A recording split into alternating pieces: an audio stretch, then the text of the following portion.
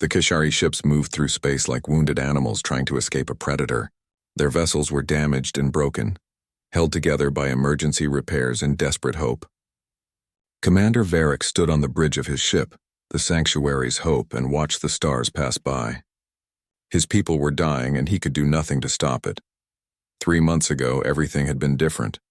The Kashari homeworld had been beautiful, full of life and peace. 12 billion people had lived there, building their civilization over thousands of years. They had created art and music, science and technology.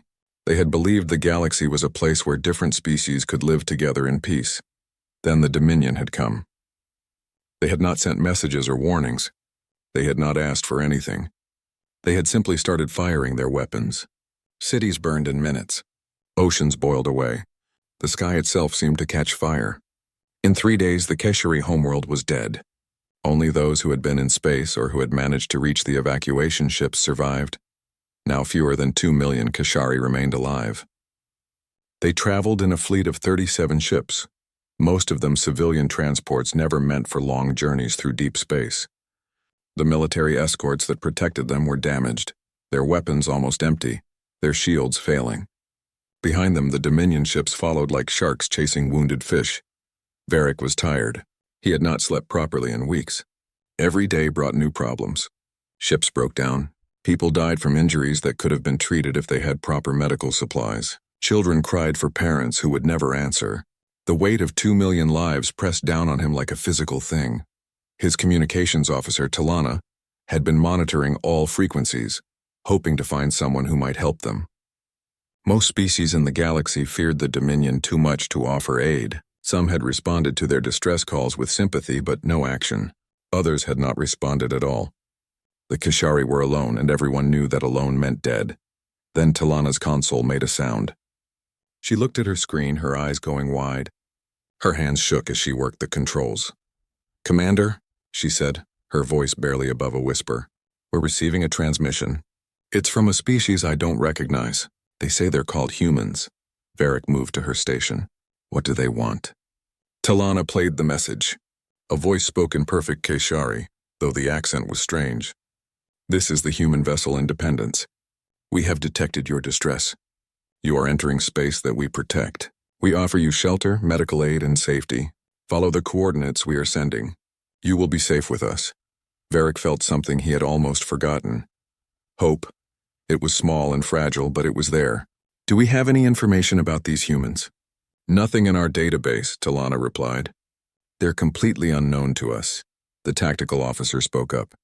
"Commander, this could be a trap. The Dominion has used false rescue signals before." Varric looked at his screens.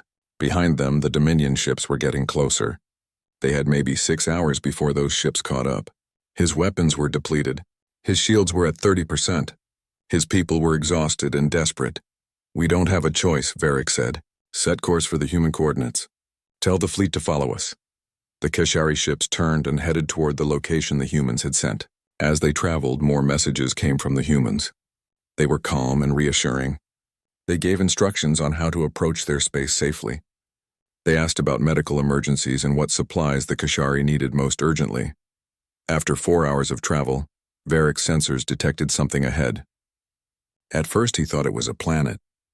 Then he realized it was a space station, but unlike any he had ever seen. It was massive, easily large enough to dock their entire fleet with room left over. Lights shone from thousands of windows. Ships moved around it in organized patterns.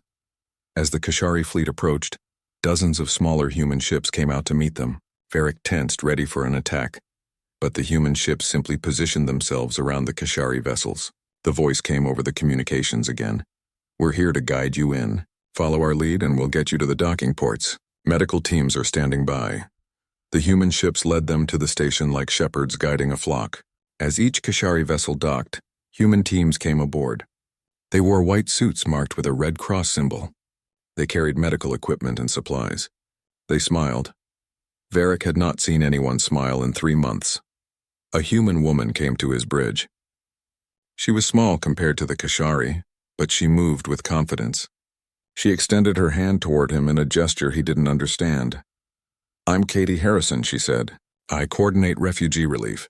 Welcome to Unity Station. You're safe now. Varric looked at her hand uncertainly. She took his hand and moved it up and down. It's called a handshake, she explained. It's how we greet people. Safe? Varric repeated. The word sounded strange. The Dominion is still following us. Katie's smile faded slightly. Let us worry about the Dominion. Right now your people need medical care, food, and rest. We have facilities prepared. Doctors are ready. We have translators and cultural liaisons to help you settle in. You prepared for us? Varric asked, confused. How did you know we were coming? We've been monitoring long-range distress signals for months, Katie explained. When we detected your situation, we started getting ready. We hoped you'd make it to us. Talana approached, carrying a small Kashari child who had been injured in the initial attack. Human medical personnel immediately moved to help. They were gentle with the child, speaking softly even though the child couldn't understand their language. The child stopped crying. For the first time in 3 months, Varric felt his shoulders relax slightly. Maybe these humans really did want to help. Maybe his people would survive after all. Then alarms sounded across the station. Talana ran back to the communications console on Varric's ship. Her face went pale as she read the incoming message. Commander, she said, the Dominion fleet has entered human space. They're sending a message to the humans. Katie pulled out a small device from her pocket and spoke into it rapidly. Then she looked at Varric. What's the message? Talana played it. A harsh voice filled the bridge, speaking in the Dominion language. Katie's device translated it into Kashari. Human vessels, this is Overlord Thaxis of the Dominion fleet. The Kashari refugees are property of the Dominion. We claim them by right of conquest. You will surrender them to us within 12 hours, or your interference will be considered an act of war. We have 200 warships. You cannot stand against us. Comply or be destroyed. The bridge fell silent. Varric looked at Katie, expecting to see fear or at least uncertainty. Instead, her expression hardened. She spoke into her device again, quickly and firmly. Commander Varric, she said, I need to leave now. Our military command will be making decisions. But I want you to know something. Earth has a long history. We've seen wars and suffering. We've seen refugees fleeing from terror. And we've learned something important over our centuries. When someone comes to us seeking safety, we don't turn them away. Not for threats. Not for anything. She left the bridge quickly. Varric watched her go, then looked at his tactical display. The Dominion had 200 ships. His sensors detected only 36 human warships in the area. The math was simple and terrible. The humans couldn't win this fight, which meant the humans would have to surrender the Kashari to save themselves. It was the logical choice, the only choice that made sense. Varric had been a military commander long enough to understand tactics. The humans would apologize. They would explain they had done what they could. They would hand over the Kashari, and the Dominion would either enslave them or kill them. It was over. But then Varric remembered Katie's smile. He remembered the way the human medical teams had rushed to help his people. He remembered the gentleness with which they had treated the injured child. These humans seemed different from any species he had encountered. Maybe, he thought, they would surprise him. Maybe they would at least try to negotiate for better terms for the Kashari. It wasn't much hope, but it was something. He had no idea that within the next day he would witness something that would change his understanding of humanity forever. He had no idea that the humans were about to teach the Dominion a lesson that would echo across the galaxy for generations. Admiral Jake Morrison sat in his office aboard the orbital defense platform called Sentinel-7. The office was simple, with a desk, some chairs, and a large window that looked out at Earth below. He had been drinking coffee when the Dominion message came through. Now the coffee sat forgotten as he read the ultimatum for the 3rd time. 12 hours. That's what the Dominion was giving them. 12 hours to hand over 2 million refugees or face war with 200 warships. Morrison had been in the military for 30 years. He had fought in the colony wars against rebel factions. He had negotiated peace treaties and commanded fleets in dozens of situations. But he had never faced anything like this. Commander Lisa Park stood beside his desk. She was his executive officer, the person he trusted most in the fleet. Her face showed worry, but her voice remained steady when she spoke. Sir, we don't know anything about Dominion technology. They could have weapons we've never seen before. 200 ships against our 36. The math doesn't work in our favor. Morrison stood and walked to the window. Below, Earth turned slowly, blue and green and beautiful. Somewhere down there was his family. His wife Susan taught history at a university. His son Kevin was studying medicine. His daughter Rachel was in high school, arguing with her teachers about politics and dreaming of changing the world. He thought about what Susan taught her students. The history of Earth was full of darkness, but also of light. People who had faced impossible odds to do what was right. People who had stood up against tyranny even when it would have been easier to look away. Soldiers who had given everything to protect those who couldn't protect themselves. Morrison thought about his own grandfather, who had fled war as a young man. Grandfather Chen had arrived in a new country with nothing but the clothes he wore and the hope for a better life. That country had taken him in, given him opportunities, let him build a new life. Grandfather Chen had spent his remaining years saying that he owed everything to the kindness of strangers who had no reason to help him, except that it was the right thing to do. "Lisa," Morrison said quietly, "have you seen the refugee ships?" "Yes, sir. Have you seen our medical teams working with them?" "Yes, sir. Tell me what you saw." Lisa was quiet for a moment. "I saw children, families, people who've lost everything. I saw our doctors and nurses treating them like they were our own people. I saw engineers fixing their ships without being asked. I saw someone from the logistics division crying while handing out food packages because she couldn't stand seeing how hungry the refugee children were." Morrison nodded. "The Dominion thinks we'll hand them over to save ourselves. They think we'll do the math and make the logical choice. Maybe they're right. Maybe that's what a smart commander would do." "But?" Lisa asked. "But I didn't join the military to make smart choices that let innocent people die," Morrison said. "I joined to protect people. All people. Not just humans." He turned from the window and walked back to his desk. "Send a message to the Dominion. Tell them that Earth does not negotiate with those who murder innocent beings. Tell them the Kashari are now under the protection of the Terran Defense Force. Tell them if they fire a single shot at those refugee ships, they will discover exactly what humanity does to those who threaten people under our protection." Lisa stared at him. "Sir, that's a declaration of war." "Yes, it is. They'll attack. 200 ships against 36. "I know the numbers, Commander. We could lose. Earth could be in danger." Morrison looked at her steadily. "If we hand over 2 million people to save ourselves, what does that say about humanity? What kind of species are we if we only help others when it's convenient, when there's no risk? My grandfather used to say that character isn't what you do when people are watching. It's what you do when you think no one will ever know. Well, the galaxy is watching now. Let's show them who we are." Lisa was quiet for a long moment. Then she straightened her uniform and nodded. "Yes, sir. I'll send the message. And sir? For what it's worth, I think your grandfather would be proud." Morrison smiled sadly. "Let's hope I live long enough to visit his grave and tell him about this." Within 30 minutes, the message was sent. Within an hour, President Amanda White was on a video call with Morrison from the White House. She was a tall woman with gray hair and tired eyes. She had been president for 3 years and had faced economic crises, natural disasters, and political conflicts. "But never anything like this, Jake," she said. "Tell me you have a plan that doesn't end with Earth being destroyed."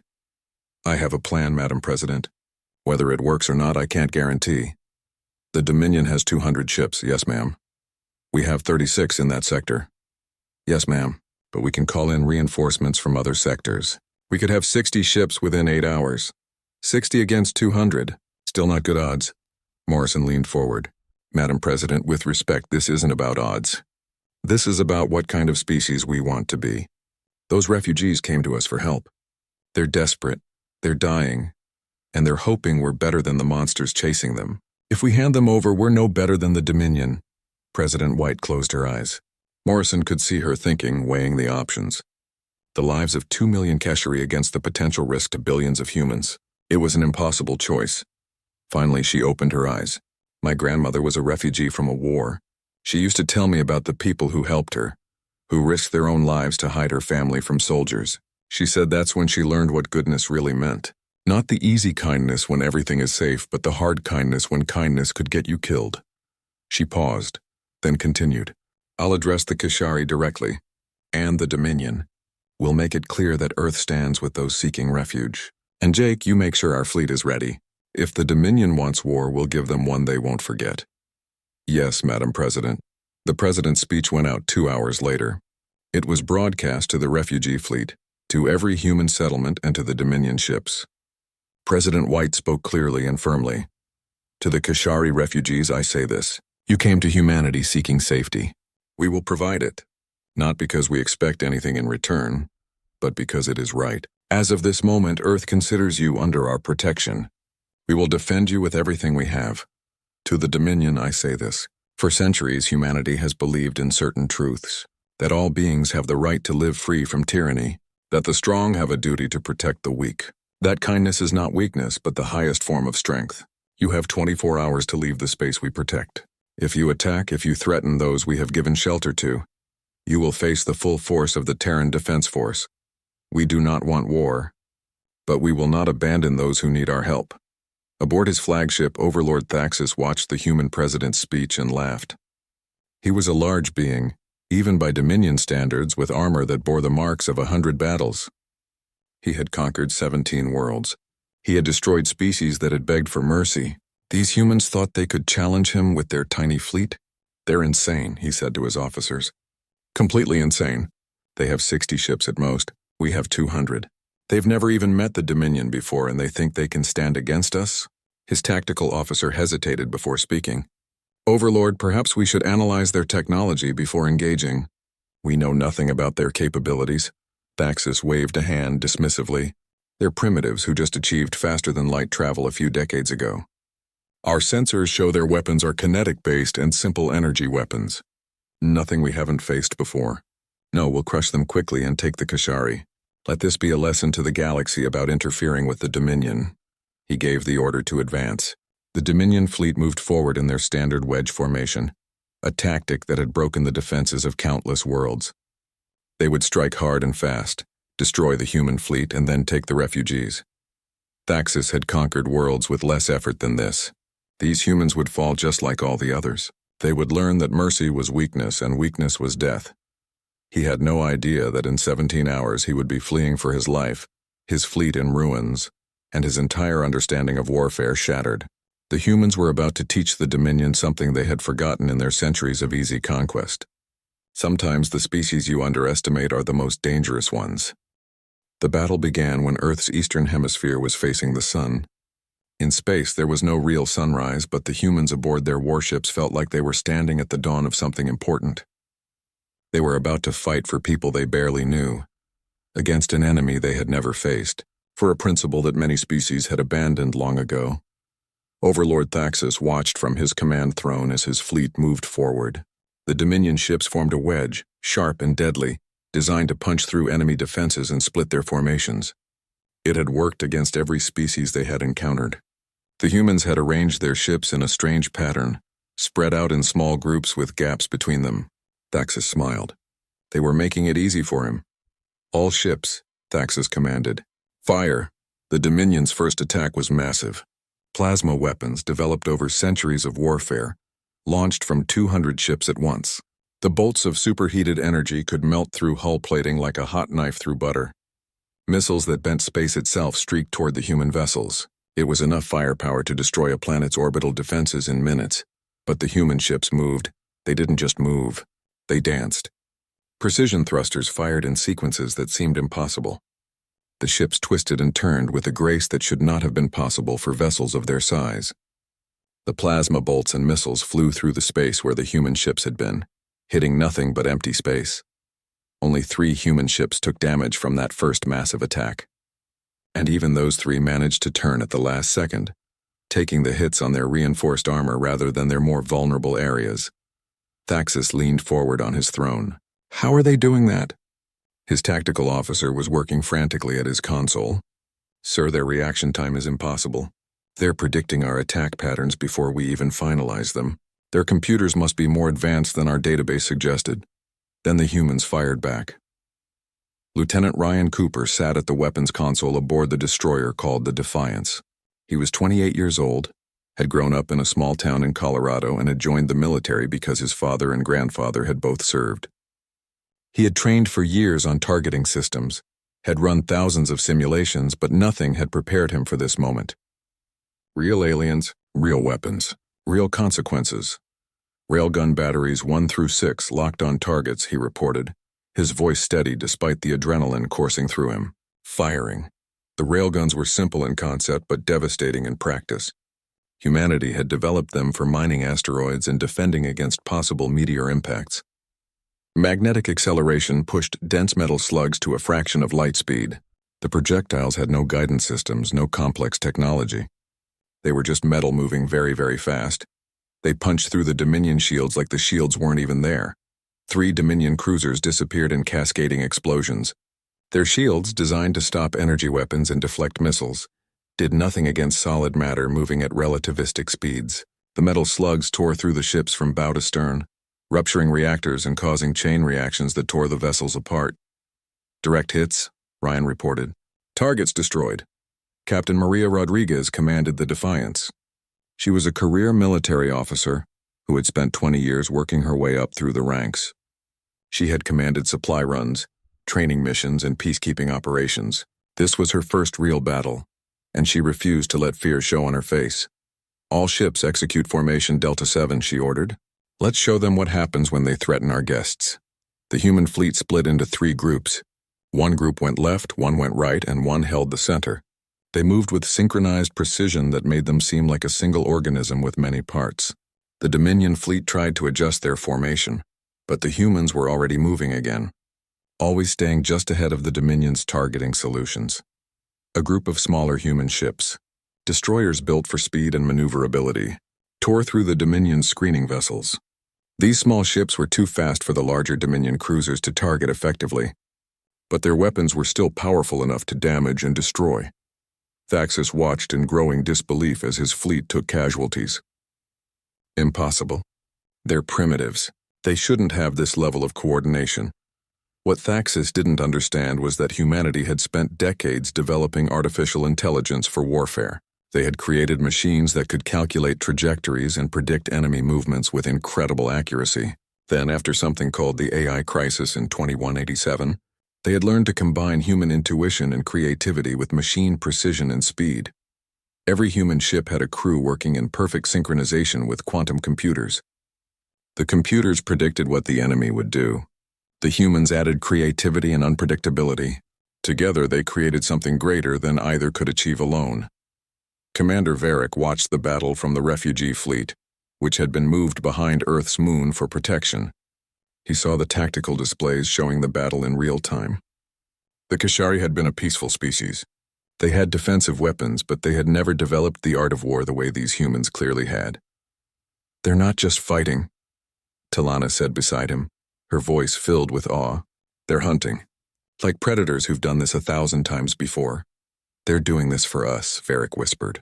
They barely know us and they're risking everything. The battle raged for 3 hours. The Dominion had numbers, but the humans had something more important. They had motivation. Every human crew member knew what they were fighting for. Not territory, not resources, not even revenge. They were fighting because 2 million refugees needed protection, and humanity had promised to provide it. The Dominion lost 40 ships in those first 3 hours. The humans lost 7 with another 12 damaged. It was a ratio that should have been impossible, but the humans made it real through skill, technology, and sheer determination. Then Thaxis made his final decision.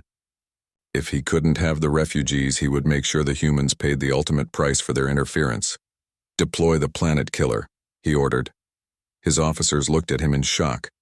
Overlord, if we use that weapon, we'll be committing genocide. The Galactic Council is weak and toothless, Thaxis snarled. Deploy it now. From the belly of his flagship, a weapon emerged. It was a device that had been used 6 times in Dominion history, each time to sterilize a world that refused to surrender. It drew power from the ship's core reactor, building up energy that would be released in a single pulse. That pulse would ignite Earth's atmosphere and boil its oceans. Every living thing on the planet would die. The weapon began charging. It needed 3 minutes to reach full power. Alarms screamed across every human ship. Admiral Morrison's face appeared on all channels, his voice cutting through the chaos with absolute clarity. All civilian ships, emergency jump protocols, refugee fleet maximum distance from Earth immediately. On Earth's surface, sirens wailed across every major city. Billions of people looked up at the sky, where the battle was visible as flashes of light even through the atmosphere. Some people ran for underground shelters. Others stood in the streets watching, waiting, refusing to hide from what might be humanity's last moments. Captain Ben Tucker commanded a small destroyer called the Resolute. He was 34 years old, had been a freight pilot before joining the military, and had a wife named Grace back on Earth. His daughter Sophie was 7 years old and wanted to be an astronaut like her dad. She had given him a drawing before he left for this mission, showing him in his ship with stars all around. He looked at the readings on his console. The planet killer would charge in 3 minutes. His ship could reach the Dominion flagship in 2 minutes if he pushed the engines past their safety limits. Plot intercept course for the Dominion flagship, he ordered. His executive officer, Lieutenant Amy Walsh, turned to him with wide eyes. "Sir, that's a suicide run." "I know." Tucker activated ship-wide communications. "Listen up, crew. I'm not ordering anyone to stay. We have escape pods. Anyone who wants to leave has 60 seconds to get to one. There's no shame in it, but that weapon charges in 3 minutes, and if it fires, Earth dies. Every person on that planet, including our families. I'm going to make sure that doesn't happen. Who's with me?" Silence filled the ship for 5 seconds, then 10, then 15. No one moved toward the escape pods. Tucker felt tears in his eyes even as he smiled. "All right then. Engineering, reactor to full overload. Transfer all remaining power to engines and forward shields. Let's make this count." The Resolute accelerated, burning through space faster than her designers had ever intended. The ship's hull began to glow from the friction of moving through the thin particles of space at such extreme speed. Dominion point defense systems opened fire, trying to stop the small ship, but the other human vessels had moved to provide covering fire. Maria Rodriguez aboard the Defiance ordered every weapon fired at the Dominion flagship's defensive systems. "Give him a clear path. Whatever it takes, give him a clear path." Human ships that should have been protecting themselves instead turned to protect Tucker's run. They took hits meant for the Resolute. They absorbed fire that would have destroyed the smaller ship. The silence after the explosion lasted only 3 seconds, but it felt like an eternity. Every human on every ship stared at their screens, at the space where the Resolute and the Dominion flagship had been. There was nothing left but expanding clouds of debris and radiation. Admiral Morrison stood on the bridge of his command ship, his hands gripping the railing in front of him. He had known Ben Tucker. They had served together years ago, had shared drinks and stories, had complained about military bureaucracy and dreamed about peace. Tucker had been a good man, a family man, and now he was gone. But Morrison couldn't mourn yet. The battle wasn't over. The remaining Dominion ships, shocked by their flagship's destruction and enraged by the loss of their commander, abandoned all formation and strategy. They charged forward in a chaotic assault, every ship attacking independently with no coordination. It was exactly what Morrison had been waiting for. In warfare, discipline and coordination were everything. An organized fleet could defeat a much larger force if that force was disorganized. The Dominion had just made their fatal mistake. "All ships," Morrison commanded, his voice cold and hard. "Final strike. Authorization code Morrison Theta 7. Fire everything." The human fleet unleashed every weapon they had been holding in reserve. Railguns fired until their barrels glowed red. Missile pods emptied in waves. Laser batteries burned through their power reserves. Experimental weapons that humanity had been too cautious to deploy before this moment were activated and fired. The sky above Earth filled with light. Every human on the planet who was watching saw it. Children stopped crying. Parents held their families close. Old soldiers who had fought in Earth's wars stood at attention, saluting the sky. Lieutenant Ryan Cooper aboard the Defiance worked his weapons console with mechanical precision, even though tears ran down his face. He had trained with someone on the Resolute, a gunner named Sam Patterson, who had helped him learn the advanced targeting systems. Sam had a collection of old comic books and had dreamed of opening a shop when he retired. For Sam, Ryan whispered as he locked onto another Dominion ship. For all of them. The Dominion fleet, already damaged and disorganized, broke apart under the assault. Ships that had conquered a dozen worlds found themselves outmatched and outfought. Their shields failed. Their hulls breached. Their crews died. Overlord Thaxus, now commanding from a backup ship, finally understood. These humans weren't just defending the refugees out of some abstract principle. They had made the Keshari part of their family in the span of a single day. And humanity, Thaxis now realized, would burn entire fleets to protect their family. He gave the retreat order. The surviving Dominion ships, less than half the number that had started the battle, jumped to hyperspace. They left behind wreckage and debris, the shattered remains of what had been a conquest fleet. As the last Dominion ship disappeared, alarms started going quiet across the human fleet. The battle was over. They had won. But victory felt hollow when they looked at their casualty lists. 18 human ships destroyed completely, another 23 damaged, some critically, 4,732 crew members dead, another 2,000 injured. Admiral Morrison activated communications to all surviving ships. All vessels report status. Get damage control teams working. Search for survivors in the debris fields. And someone contact the families. They need to know what happened here. He sat down heavily in his command chair. He was 62 years old and felt every year of it in that moment. Around him, his bridge crew worked with quiet efficiency, but he could see the signs of trauma. Hands that shook slightly, eyes that stared too long at nothing. These were good people who had just experienced something no training could prepare them for. Commander Lisa Park approached him quietly. "Sir, casualty reports are coming in. It's going to take time to process everything." "How many families?" Morrison asked. "Too many, sir." Morrison nodded slowly. "Make sure every family gets a personal visit. Not a call. Not a message. Someone in uniform goes to their door and tells them in person, and make sure they know what their people died for. Make sure they know it mattered." On the surface of Earth, in a small house in Colorado, Grace Tucker opened her door to find 2 officers in dress uniforms standing on her porch. She knew before they said a word. Sophie stood behind her mother, clutching her stuffed bear. "Mrs. Tucker," the older officer said gently. "I'm Captain Ellen Hayes. May we come in?" Grace nodded, unable to speak. They sat in her living room and Captain Hayes took her hands. "Your husband saved Earth today. The Dominion deployed a weapon that would have killed everyone on this planet." Then Tucker stopped it. "He gave his life to save billions of people. He's a hero." Sophie started crying. Grace pulled her daughter close, tears streaming down her own face. "He always said he wanted to make a difference. He used to worry that his life was too ordinary, that he wasn't doing anything important. He was wrong," Captain Hayes said quietly. "He did the most important thing anyone can do. He protected those who couldn't protect themselves. Every child on Earth is alive because of what he did." Similar scenes played out in homes across Earth and human colonies throughout the solar system. Parents learned their children were gone. Wives and husbands learned they were widows and widowers. Children learned they would grow up without parents. Every one of these families received the same message. Their loved ones had died heroes. On the refugee ships, the Keshari watched the aftermath in stunned silence. Commander Varick called a meeting of all the ship captains and community leaders. "The humans lost almost 5,000 people defending us," he told them. "People who had families. People who had dreams. People who gave everything so that we could live." An elder named Sareth, who had been a teacher on the homeworld, spoke up.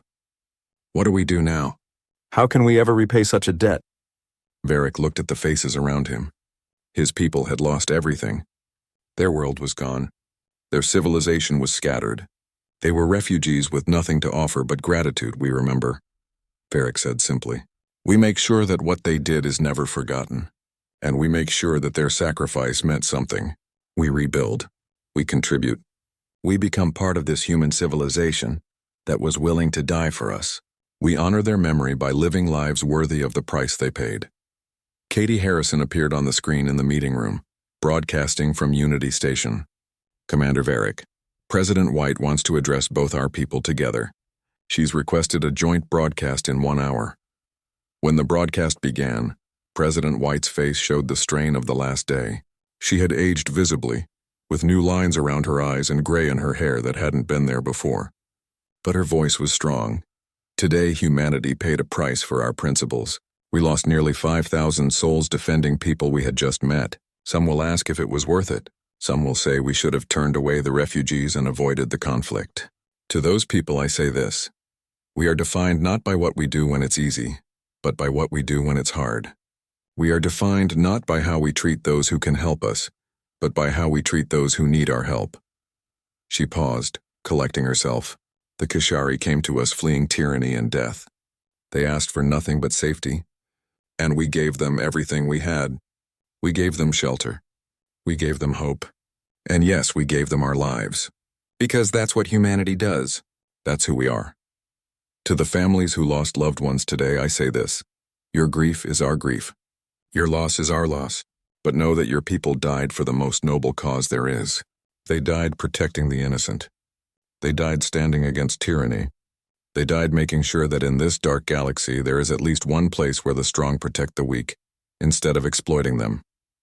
And to the Kashari, I say this: you are no longer refugees. As of this moment, I am signing an executive order granting full citizenship to every Kashari who wishes it. You are not our guests. You are our people. You are human in every way that matters, even if you were not born on Earth. Welcome home. Varric felt something break inside him, not breaking in a bad way, but like ice breaking in spring, releasing something that had been frozen. He wept, and around him other Kashari wept too. They had lost their homeworld. But maybe, just maybe, they had found something even more precious. They had found a people who valued life above victory, who chose compassion over safety, who would rather die than abandon their principles. They had found humanity, and humanity, it seemed, had claimed them as its own. 3 months after the battle, Commander Varric stood in a place humans called a park. It was a strange concept to him at first. The humans deliberately preserved areas of wild nature right in the middle of their cities. Trees grew freely, grass covered the ground, and small animals lived without fear. Children played on structures designed for climbing and games. The park was in a city called Denver, high in the mountains of a place called Colorado. Varric had learned that Colorado was where Ben Tucker had grown up, where his family still lived. Many Kashari had chosen to settle in Colorado, wanting to be near the place that had produced such a hero. Varric watched as Kashari children played with human children on the climbing structures. The two species were different in appearance, but the children didn't seem to care. They laughed the same way, fell down and helped each other up the same way, shared snacks and toys the same way. Children, Varric had learned, didn't see the differences that adults sometimes worried about. Katie Harrison approached, carrying 2 containers of coffee. She had been his liaison since that first day at Unity Station, helping the Kashari understand human culture, navigate the complex process of settling into a new world, and dealing with the 1,000 small challenges that came with starting over. "How are you settling in?" she asked, handing him one of the coffees. Varric accepted it gratefully. He had grown fond of the bitter beverage, though he still added more sugar than any human would consider reasonable. "It's strange. We came as refugees, expecting to be treated as burdens, as temporary guests at best. But your people act as though we've always been here." Katie smiled and sat down on a bench. Varric joined her. "There's an old saying on Earth," she said. "It comes from a poem that was placed on a statue in one of our greatest cities. The poem talks about welcoming the tired, the poor, those who are seeking freedom. It's not just words for us. It's part of our identity." Varric was quiet for a moment, watching the children play. "And the losses? The Resolute? The other ships? The families who lost people protecting us?" Katie's smile faded, and Varric saw deep sadness in her eyes. "We mourn them. Every single one. There's not a day that goes by when someone doesn't visit the memorial. But if you asked any of them beforehand if they'd do it again, knowing the cost, they'd say yes. That's also who we are." She pointed toward a small hill in the park. "See that monument over there?" Varric looked where she indicated. A tall stone pillar stood on the hill with names carved into it. "What is it?" "It's dedicated to everyone from Colorado who died in the battle. Ben Tucker's name is at the top. His daughter Sophie helped design it. She's 8 now. She comes here every week with her mother to leave flowers." Varric felt his throat tighten. "I would like to meet them, if they would allow it." "They'd like that," Katie said. "Grace, Ben's wife, has been working with a group of Kashari families, teaching them about Earth history, helping their children with schoolwork. She says it helps her feel like Ben's sacrifice is continuing to make a difference." In the Capitol, President White was signing papers in the Oval Office. The documents were the final approval for what was being called the Kashari Integration Act. Every Kashari refugee was being granted full citizenship. They would have access to education, health care, employment opportunities, and all the rights and responsibilities of any human citizen. Some politicians had opposed it. They argued that 2 million new citizens would strain resources, that the Kashari might not integrate well, that humanity should focus on its own people first. But those politicians had been voted out in special elections by a populace that had watched the battle broadcasts and decided that any species willing to die for strangers deserved full acceptance. The bill had passed with an overwhelming majority. Now President White added her signature to make it official. Her chief of staff, an older man named George Patterson, watched her sign. This is going to change everything, you know. 2 million Kashari today, but word is spreading across the galaxy. Other refugee groups are heading our way. Good, President White said, setting down her pen. Earth has plenty of room. And maybe if we show the galaxy what's possible when species help each other instead of fighting, others will follow our example. Admiral Morrison visited the memorial that had been constructed in orbit around Earth. It was a massive structure of glass and metal that could be seen from the surface. The names of every human who had died defending the refugee fleet were carved into walls that caught the light of the sun and made them shine. At the very top, largest of all, were the 83 names of the crew of the Resolute. Morrison floated in the zero gravity of the memorial's interior, looking at those names. He came here every week, sometimes more often. It helped him remember why their sacrifice had mattered. He found Grace Tucker there holding Sophie's hand. The little girl was crying, but she stood straight, looking up at her father's name. She wore a small pin on her jacket, a replica of the Resolute's insignia. "Admiral," Grace said quietly, acknowledging his presence. "Mrs. Tucker," Morrison replied. "Sophie." Sophie wiped her eyes and looked at him. "My dad was a hero." "Yes, he was," Morrison said softly. "One of the greatest heroes I've ever known. Mom says he saved everyone, every person on Earth." "That's right." Sophie thought about that for a moment. "That's a lot of people." Morrison smiled sadly. "It is, but your dad was the kind of person who would do anything to protect others, even people he didn't know. That's what made him special." Grace put her hand on Morrison's arm. "Thank you for coming here. It means something that you remember them." "I'll never forget," Morrison said. "None of us will." Across human space and the new Kashari settlements, life continued. The Kashari were finding their place in human civilization. Some joined the military, wanting to defend their new home the way humans had defended them. Others became teachers, sharing Kashari knowledge and culture. Still others became engineers, artists, doctors, and scientists. One Kashari named Talana, who had been Varric's communications officer, joined a human university to study interstellar relations. She wanted to help build bridges between species, to make sure that what had happened between humans and Kashari could happen elsewhere in the galaxy. Another Kashari, a former military officer named Kelran, joined the Terran Defense Force.